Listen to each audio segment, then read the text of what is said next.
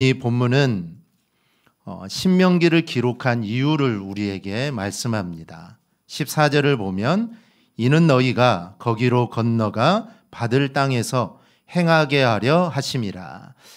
이게 바로 신명기를 기록한 이유다라는 것이죠. 그 앞 14절 상반절에서 율법을 주신 것을 말씀하고 또 13절에서는 십계명을 주신 것을 말씀합니다. 그리고 10절에서 12절에서는 십계명과 율법을 주신 상황과 그 방법을 말씀합니다. 그러니까 하나님께서 시내산에서 이스라엘 백성에게 율법을 주신 이유와 목적은 이제 이스라엘 백성이 곧 가나안 땅으로 들어가게 될 텐데 그 땅에 들어가서 어떻게 너희가 살 것인가에 대해서 알게 하시기 위해서 이 말씀을 기록했다라는 겁니다. 신명기의 히브리식 이름은 모세의 말들이라는 뜻입니다. 1장 1절에서 그 의미를 따왔는데요. 신명기를 헬라어로 번역할 때는 제목을 드우트로노미온이라고 합니다. 여기서 드우트로라는 것은 두 번째라는 의미고 노미온은 율법입니다. 그래서 드우트로노미온은 두 번째 율법이다라는 뜻이죠.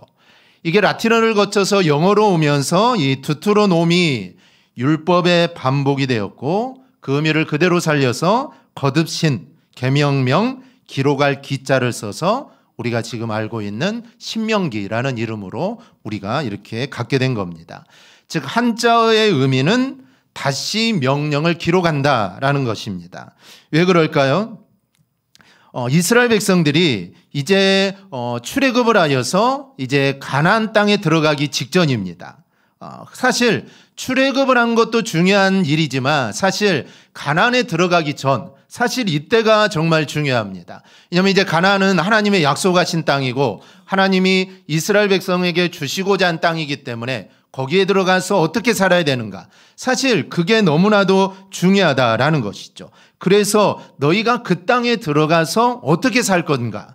그거를 기록한 말씀이 신명기라는 겁니다. 사실 신명기가 두 번째 율법, 즉 두 번째 말씀이지만 새로운 말씀이 아니라 이 말씀을 다시 기억하라라는 것이죠.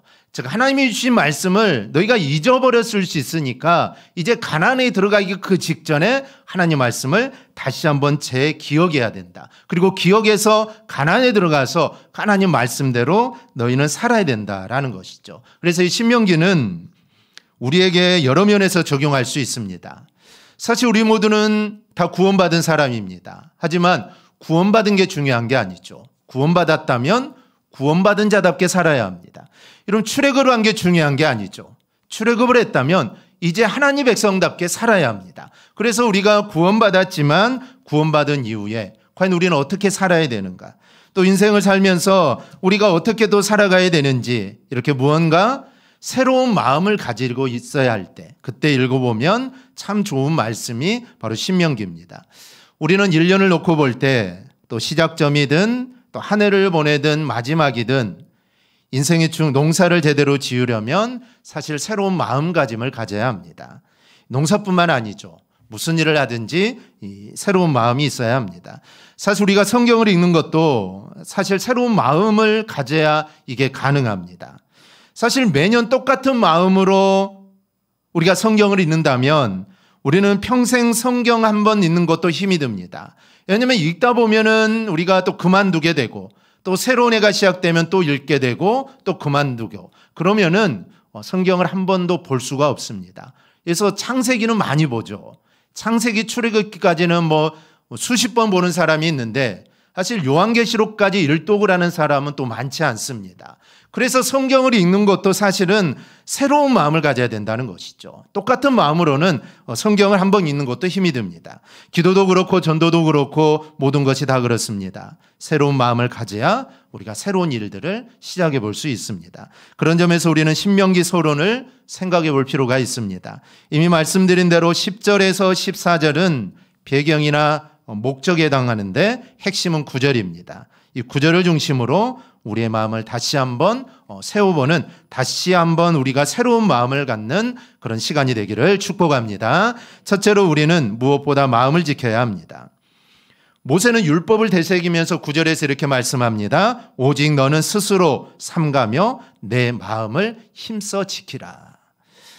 마음을 지키는 것이 가장 중요하다라는 것을 상기시켜주는 말입니다.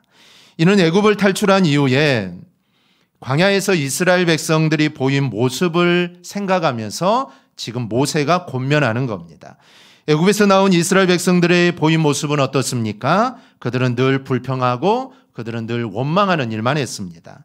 그들은 물이 없다라고 불평하고 먹을 게 없다고 불평하고 애굽에 있었으면 고기를 먹을 텐데 고기를 먹지 못한다고 불평하고 그들은 늘 불평과 불만을 쏟아내는 게 전부였습니다. 그런데 이들이 사실 하나님의 능력을 경험하지 못한 게 아닙니다. 애굽에서는 10가지 재앙을 눈으로 똑똑히 봤습니다. 그리고 홍해를 마른 땅과 같이 건넜죠. 그러면 이러한 하나님의 놀라운 일들을 보고 경험했다면 하나님이 어떤 분인가를 알았을 텐데 이러한 능력을 행하신 하나님이 물도 먹을 것도 주실 것을 그들은 믿었을 텐데 이들은 금방 잊어버립니다. 그리고 원망하고 그들은 불평한다라는 것이죠. 그래서 마음을 지키라라는 것이죠. 너희 마음속에 있는 하나님의 역사하심을 잊어버려서는 안 된다라는 겁니다. 여러분, 기도도 그렇습니다. 기도의 응답을 경험한 성도가 사실 기도하게 되어 있습니다. 제가 아무리 기도해야 된다라고 말을 해도 사실 그 기도가 마음에 와닿지 않는 성도들이 있습니다. 그 이유는 내가 기도해서 기도의 응답을 받은 일이 없기 때문입니다. 여러분, 내가 기도해서 기도 응답을 받으면 제가 아무리 기도하라고 말하지 않아도 그 사람은 기도할 수밖에 없습니다. 지금 어려움에 처해 있지만 사실 걱정하지 않습니다. 왜냐하면 능력의 하나님, 응답의 하나님을 경험했기 때문이죠. 그래서 이번에도 어렵지만 사실 지난번보다 지금이 더 어렵지만 하나님이 해결해 주실 것을 믿기 때문에 두려워하지 않고 하나님을 의지하게 되어 있습니다. 그런데 하나님은 자신을 의지하는 이들의 간구를 하나님은 절대로 외면하지 않습니다. 반드시 응답해 주시고 반드시 마음에 평안함을 주십니다. 이를 경험했기에 다시 한번 기도로 나가는 것이죠. 그 기도는 원망의 기도가 아닙니다. 탄식의 기도도 아니죠. 그 기도는 확신의 기도이고 또 감사의 기도입니다. 그래서 그의 입술에는 찬송이 흘러나오죠. 왜냐하면 아버지를 온전하게 신뢰하기 때문입니다. 사실 환경은 어렵습니다. 환경은 원망할 일이고 하나님께 좀 따지고 싶지만 그렇지 않는다는 것이죠. 왜냐하면 전에 경험한 하나님이 내 안에 있기 때문에 그 하나님을 신뢰할 수 있게 됩니다. 오늘 우리에게도 이런 기도가 있기를 소망합니다. 여러분, 하나님을 온전히 신뢰하십시오. 그리고 여러분, 기도해야 합니다. 왜냐하면 내가 하나님을 신뢰한 만큼 하나님은 우리를 절대로 실망시키지 않기 때문입니다. 내가 정말 하나님을 신뢰하고 정말 온전히 신뢰해서 어떤 일이 있어도 내가 정말 그 하나님만을 붙잡고 나간다면 하나님이 내 그 붙잡음, 내 간구를 외면하지 않으신다는 것이죠. 그래서 우리 안에 기도할 때는 하나님을 향한 완전한, 즉 완벽한 신뢰함이 있어야 합니다. 그 신뢰함이 있을 때 하나님의 응답이 우리 안에 임하게 됩니다. 우리에게 은혜를 주시고 또 감사를 주시고 우리에게 평안을 주십니다. 우리가 그 주님을, 그 하나님을 이스라엘 백성들 같이 믿는 것이 아니라 원망하고 불평하는 것이 아니라 정말 온전하게 신뢰하여서 하나님의 도우심을 늘 경험하며 살아가기를 주님의 이름으로 축복합니다. 사실 광야에서 40년을 돌아다니게 된 이유도 따지고 보면 그들의 불평 때문입니다. 만약에 불평하지 않았다면 그들은 빠른 시간 내에 가나안에 들어가게 됐겠죠. 그런데 40년을 헤맨 이유는 그들의 불평 때문입니다. 이 가나안을 정탐한 후에 가나안 땅은 사람을 삼키는 땅이다라고 그들은 불평을 늘어놓습니다. 사실 하나님은 가나안을 정탐하기를 원하지 않았습니다. 원하지 않았죠. 왜냐하면 하나님은 가나안을 주신다고 했기 때문이죠. 그 땅은 너희 땅이다. 내가 그 땅을 너희에게 준다라고 했기 때문에 사실 그 땅을 정탐할 이유가 없습니다. 즉 하나님을 온전히 신뢰한다면 정탐할 이유가 없죠. 그런데 백성들은 정탐해야 된다는 것이죠. 그래서 마지못해 하나님이 허락한 겁니다. 그런데 갔다 와서 그 땅은 우리가 차지할 수 없다라는 것이죠. 불평과 불만을 늘어놓습니다. 그래서 하나님은 그 형벌로 하나님께서 40일 정탐한 것을 하루를 1년으로 쳐서 40년 동안 광야에서 유리하게 하신 겁니다. 이렇게 저들은 애굽을 나올 때 하나님께 감사하던 그 마음을 사실 지키지 못했습니다. 애굽을 나올 때는 얼마나 마음에 감사했겠습니까? 정말 400년 이상 노예로 살았던 그들이 이제 노예 세방이 되어서 이제 가나안 땅, 자기들의 땅을 차지하고 자기들의 땅으로 가는데 이 얼마나 감사하겠습니까? 그런데 그 감사가 얼마 지나지 않아서 모두 다 사라져버린 것이죠. 그래서 40년 동안 광야를 떠돈 겁니다. 그러니 이제 정신을 차리라는 것이죠. 내가 정신을 차리지 못해서 그 마음속에 하나님의 인도하심을 잊어버려서 이렇게 너희가 고생했으니 이제 가나안을 앞에 두고 너희 정신 차리고 그 마음에 하나님의 인도하심을 너희 마음속에 새겨 넣어야 한다는 겁니다. 그런데 사실 광야에서 보낸 40년도 생각해 보면 하나님의 인도하심이 그들을 이끌었습니다. 그들이 불평할 때 하나님께 어떻게 하셨을까요? 물이 없다고 할 때, 물이 없다고 원망할 때 하나님 반석에서 물을 내셨습니다. 먹을 것이 없다라고 원망할 때 하나님은 새벽마다 이슬처럼 만나가 내리게 하시죠. 고기가 먹고 싶다고 했을 때 하늘에서 메추라기가 떨어져서 정말 질리도록 고기를 먹도록 그렇게 하셨습니다. 불평과 불만뿐인 저들을 버려두지 않고 그들을 돌보시고 하나님이 인도하셨던 겁니다. 이런 경험을 했다면 이제 가나안 땅으로 들어가게 되면 그렇게 지키시고 인도하신 하나님을 마음에 새기고 나가야 하는 겁니다. 이스라엘 백성들에게 주어진 것은 단 하나입니다. 그 마음에 하나님의 인도하심과 붙들어 주심을 여러분 기억하는 겁니다. 그래서 모세는 너희가 이제 가나안에 들어가게 될 텐데 가나안에 들어가기 전에 그 마음에 하나님의 인도하심을 삼으라는 것이죠. 그래서 마음을 지키라는 것입니다. 너희가 하나님이 너희와 함께 하신다는 그 마음이 혹시 사라져 있다며 이제는 그 마음을 마음에 새기라는 겁니다. 여러분 마음을 지키는 것이 정말 중요합니다. 이 잠언에도 똑같은 말씀이 있습니다. 모든 지킬 만한 것 중에 더욱 내 마음을 지키라. 생명의 근원이 이에서 남이니라. 즉 마음을 지키라는 것이죠. 생명의 근원이 여러분 마음에서 나기 때문입니다. 이 잠언에서는 왜 이렇게 말하는 걸까요? 사실 사람들은 마음을 지키기보다 엉뚱한 것을 지키려고 하기 때문입니다. 자신이 가지고 있는 알량한 권세나 자기의 지위나 자기의 자존심을 지키려고 자기 영심을 버리는 이들이 정말 많습니다. 무언가 더 나은 자리로 나아가려고 마음에 새긴 중요한 원칙 따위는 마치 헌신짝처럼 던져버리는 사람들이 정말 많습니다.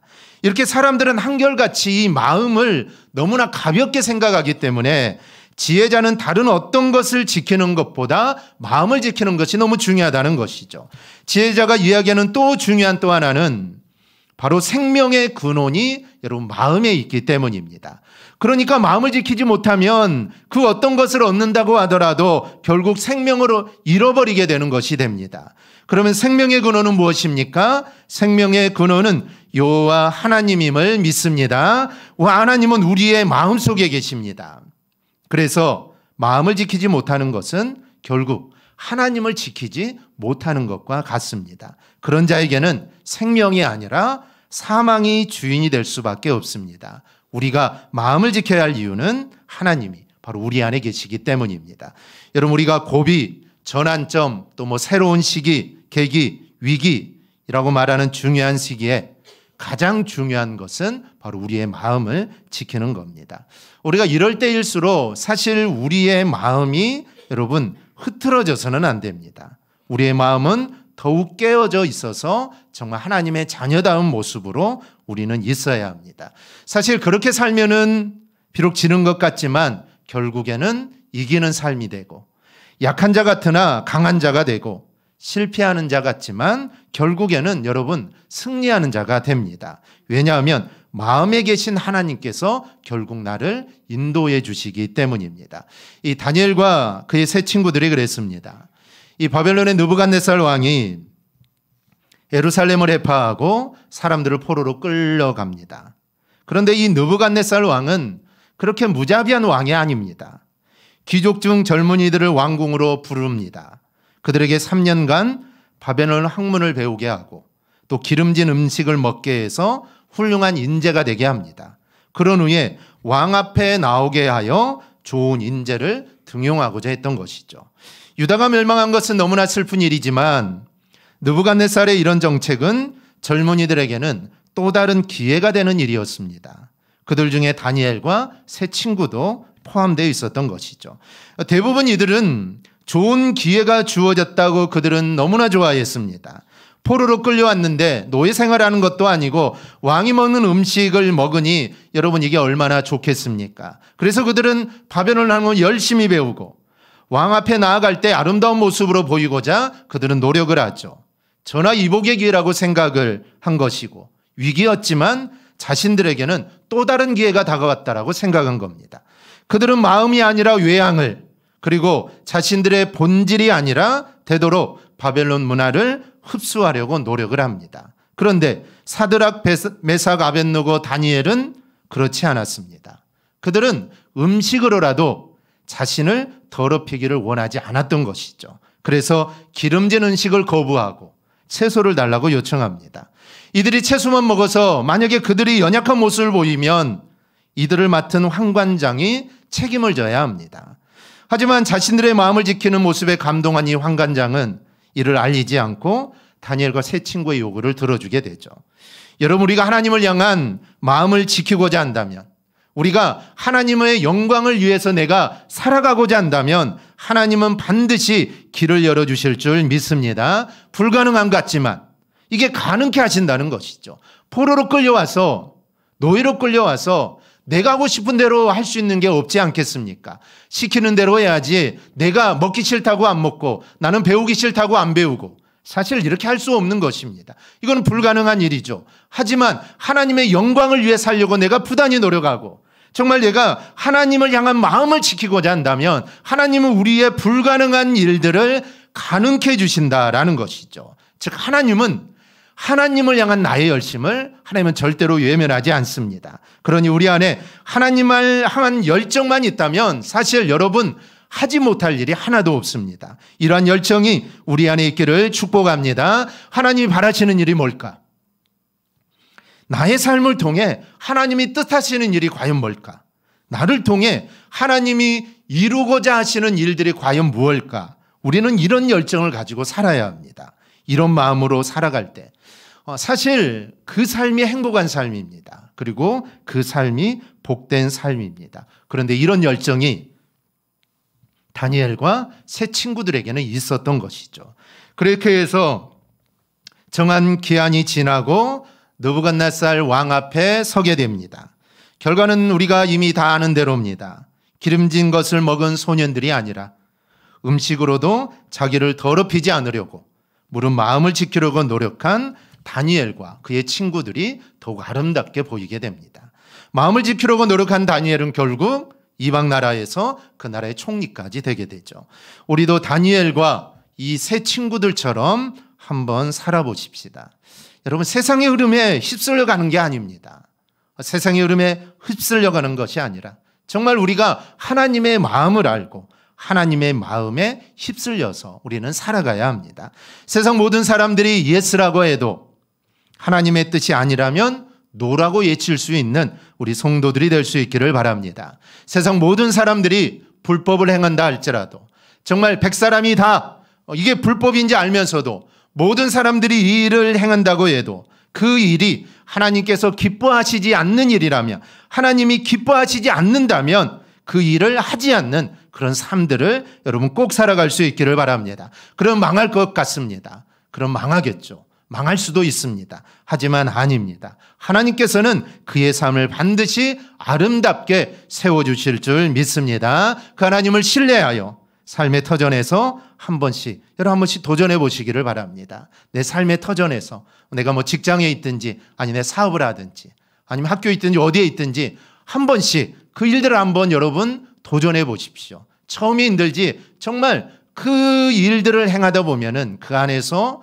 하나님이 주시는 기쁨이 있습니다. 그리고 나중에는 하나님이 그의 삶을 반드시 인도해 주시고 하나님 뜻대로 이끌어 주신다라는 것이죠.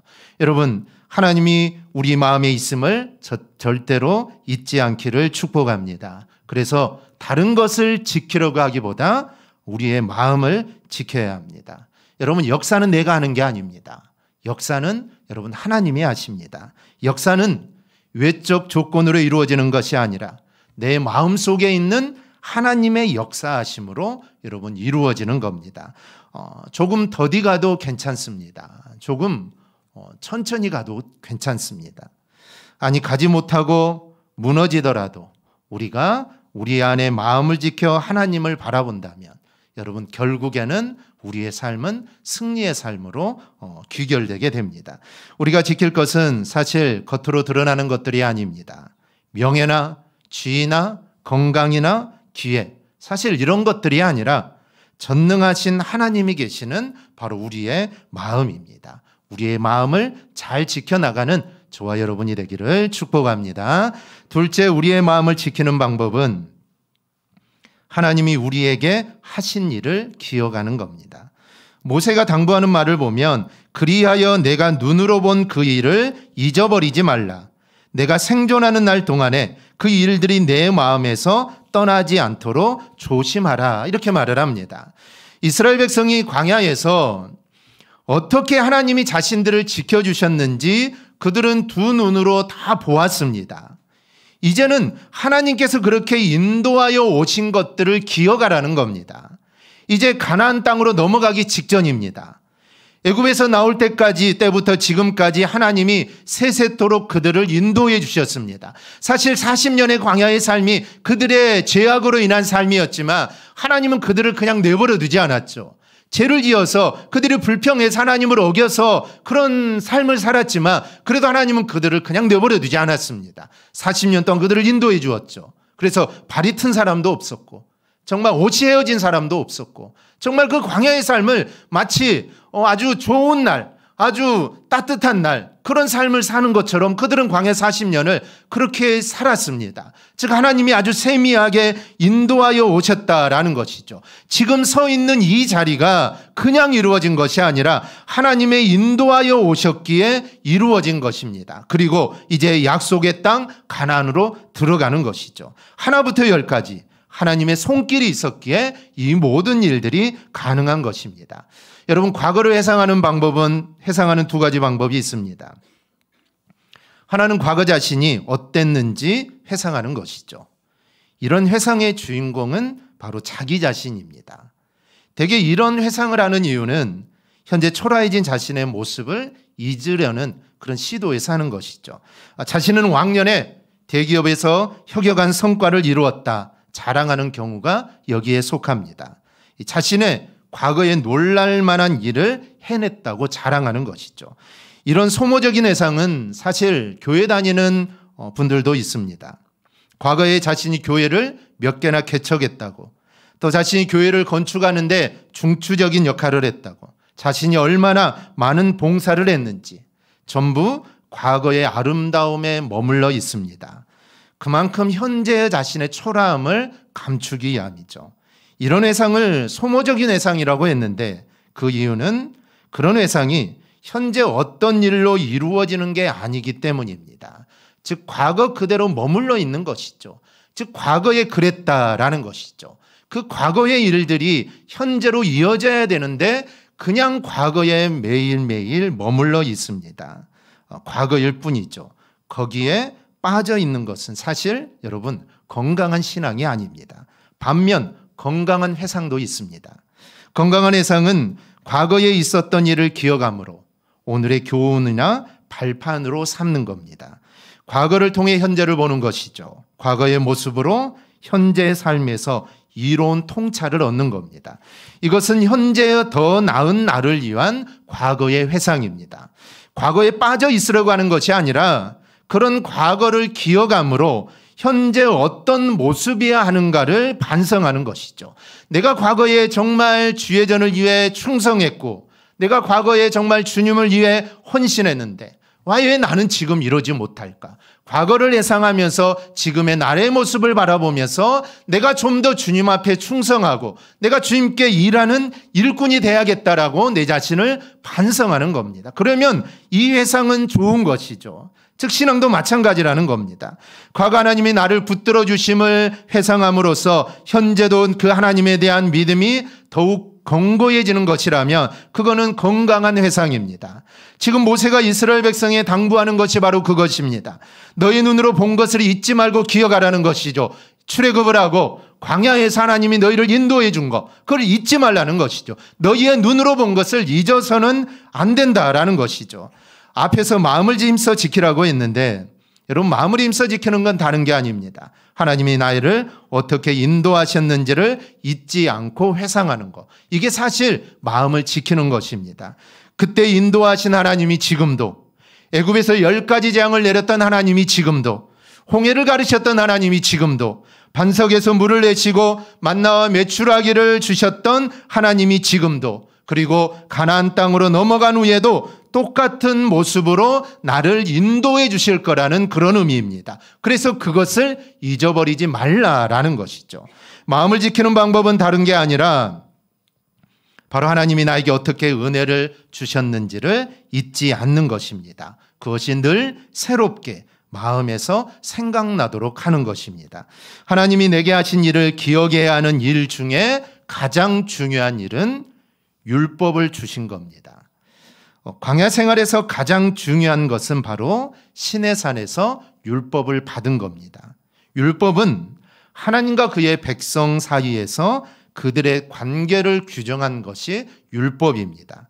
만약 율법을 하나님이 주시지 않았다면, 즉 이스라엘 백성을 출애굽시키고 그들을 가나안으로 인도는 하셨지만 하나님께서 율법을 주시지 않았다면 하나님과 그의 백성 간의 관계는 아마 지속되지 못했을 겁니다. 왜냐하면 율법 안에 하나님을 어떻게 섬기고, 즉 하나님과 그의 백성이 어떤 관계고 또 어떻게 해야 되고, 그 일들이 모두 담겨져 있습니다.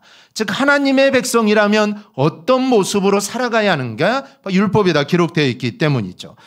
율법, 곧 말씀이 그래서 중요합니다. 그래서 하나님이 하신 일을 기억하는 것 중에 핵심이 바로 율법, 곧 말씀 주신 것을 여러분 기억하는 겁니다.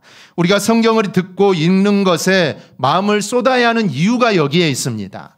하나님과 우리의 관계를 기록한 성경을 마음에 담을 때 비로소 나와 하나님과의 관계가 이게 탄탄해지는 것입니다. 내가 아무리 하나님을 믿는다라고 말을 해도 말씀을 가까이 하지 않으면 생각뿐이어서 사실 문제가 닥칠 때 여러분 무너질 수밖에 없습니다. 여러분, 성경이 어떤 책입니까? 성경은 하나님의 말씀이고 또 구원에 관한 책입니다. 그리고 나를 향한 하나님의 러브레터가 바로 성경입니다.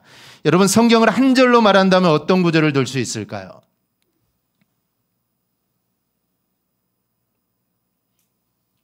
어떤 구절이죠? 설교 안 끝냅니다. 어떤 구절을 성경 한 권을 한 구절로 할 수 있죠?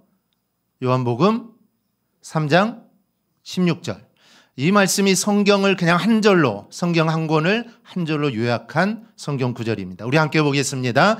하나님이 세상을 이처럼 사랑하사 독생자를 주셨으니 이는 그를 믿는 자마다 멸망하지 않고 영생을 얻게 하려 하심이라. 아멘. 하나님의 사랑을 이야기합니다.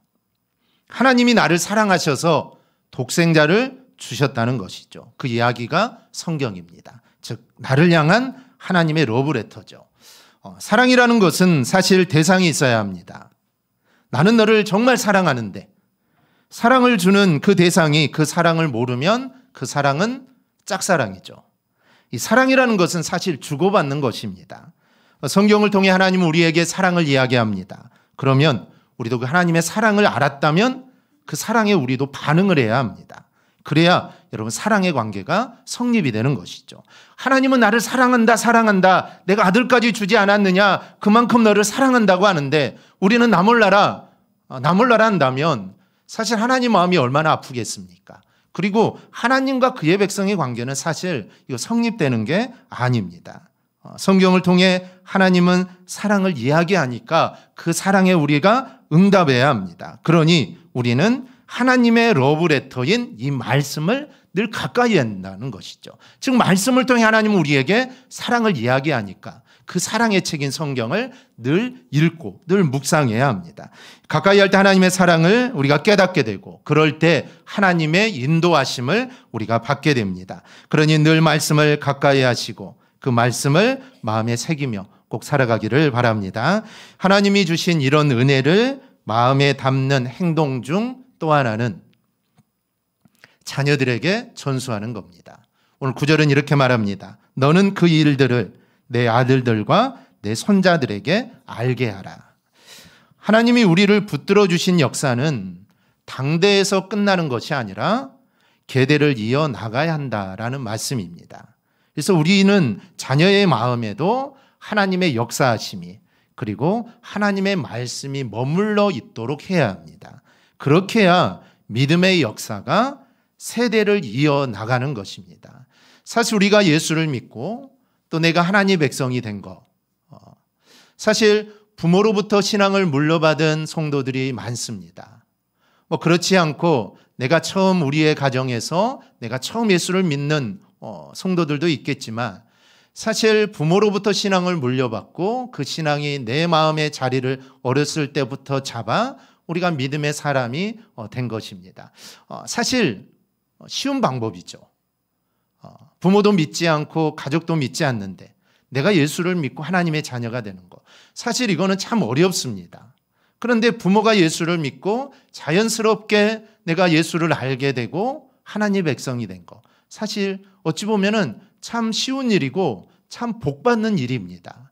저도 부모님이 예수를 믿었고 또 할머니도 예수를 믿어서 자연스럽게 나도 예수를 믿게 되고 그래서 내가 노력하지는 않았지만 자연스럽게 예수를 알게 되고 또 믿음이 생기고 하나님의 자녀가 되고 또 아버지를 따라서 아버지가 목사이니까 그런 모습을 보다가 나도 모르게 나도 목사가 된 것입니다. 얼마나 하나님의 큰 복인지 모릅니다. 그래서 우리의 부모가 예수를 믿어서 그 복음을 나에게 전수해 주었다. 내가 부모로부터 믿음을 받았다. 이거는 정말 복 중에 큰 복입니다. 그런 복을 내가 받았다면 이제 그 복을 사실 우리의 자녀들에게도 물려주어야 합니다. 그래서 우리의 자녀들도 정말 말씀 안에서 온전히 서고 하나님의 백성으로 자랄 수 있도록 해주어야 하는 게 사실 부모된 우리의 사명이고 또한 소명입니다. 사실 우리가 자녀들에게 물질을 물려주는 것도 중요하지만 그것보다는 믿음의 유산을 그 마음에 우리는 심어주어야 합니다. 물질을 물려주면 이 땅에서 잘 살겠죠. 물질의 부족함 없이 평안하게 또 평탄하게 모든 일들을 하면서 잘 살 겁니다. 하지만 이 땅의 삶이 그렇게 길지 않습니다. 우리의 삶을 되돌아보면은 사실 얼마나 우리의 삶이 빠르게 지나왔는가 우리가 다 아실 겁니다. 저도 이제 올해 52세가 되었는데 뒤를 돌아보면 언제 이렇게 50살이 넘었는가 금방 지나간 것을 느낄 수 있습니다. 나이 드신 성도님들께 물어보면 세월이 왜 이렇게 빠른지, 세월이 이렇게 빨라서 벌써 내가 70이 되고 또 80이 되고 90이 돼. 세월은 정말 빠릅니다. 너무나 빠르죠. 그런데 이 빠른 세월, 영원한 삶에 비하면 너무나 짧은 이 세월에 우리가 자녀들에게 물질만 물려준다면 죽음 이후의 영원한 삶은 우리가 어떻게 해줄 수 없는 것입니다. 그래서 물질도 물려줘야 하지만 물질과 더불어 믿음의 유산도 반드시 물려줘야 합니다. 믿음의 유산을 물려줘야, 믿음을 함께 물려줘야 그 자녀가 여러분 사는 길입니다. 믿음이 있어야 여러분 그 자녀가 삽니다. 여러분의 삶을 되돌아보면 그렇지 않습니까? 물질이야 있을 때도 있고 또 없을 때도 있고 풍성할 때도 있고 또 쪼들릴 때도 있는 것입니다. 그렇게 사는 것이죠. 저도 학교 다니면서 차비가 없어가지고 버스를 타고 가야 되는데 수중에 돈이 하나도 없어가지고 버스를 타지 못했을 때도 있습니다. 돈이 없어서 그런 건 아니겠죠. 돈이 다 떨어져서 어디에 썼는지 모르겠지만 이 돈이 하나도 없어가지고 이 버스를 타고 가야 되는데 버스를 타고 가지 못한 그런 적도 있었습니다. 물질이야 있을 때도 있고 또 어떨 때는 풍성해서 막 쓸 때도 있고 그러는 것입니다. 하지만 그 물질보다 우리의 자녀들에게 믿음을 물려준다면 우리의 가문이 믿음의 가문이 되는 겁니다. 정말 우리의 가문이 믿음의 가문. 정말 우리 여성분들 명품 좋아하시죠? 명품 얼마나 좋습니까? 가지고 있으면 값도 오르니까 요즘 재테크로 많이 하는데 우리가 명품만을 가지고 있는 것이 아니라 사실 우리의 가문도 이 명품, 명문의 가문이 우리도 되어야 합니다. 그것은 믿음의 가정이 되어야 한다는 것이죠. 그래서 믿음이 대대로 우리의 자녀들에게 또 그 자녀의 자녀들에게 계속해서 물려주어야 합니다. 그럴 때 우리의 가문이 이 명품, 명문의 가문이 되는 것입니다. 우리가 오늘 말씀을 정말 기억하고 우리의 믿음, 이 믿음을 우리의 자손들에게 계속해서 물려줄 수 있는 그런 믿음의 가문들이 꼭 될 수 있기를 바랍니다. 말씀을 정리하겠습니다. 우리가 변화의 때, 또 전환의 때, 또 위기의 때, 그때 중요한 것은 우리의 마음을 지키는 겁니다. 우리의 마음에 하나님의 역사하심을 회상하여 살아계신 하나님으로 인하여 오늘에 이르렀음을 우리가 회상하고 또 무엇보다 말씀으로 하나님과 우리의 관계를 이어나가야 합니다. 그리고 이런 마음 지키기는 자녀들에게까지 이어지게 해야 합니다. 그러면 우리 마음에 계신 하나님께서 역사하십니다. 나에게도 역사하시고 우리 가정에도 역사하시고 우리 교회에도 반드시 역사할 겁니다. 이러한 역사를 경험하는 우리 모두가 되기를 주님의 이름으로 축원합니다. 아멘. 기도하겠습니다.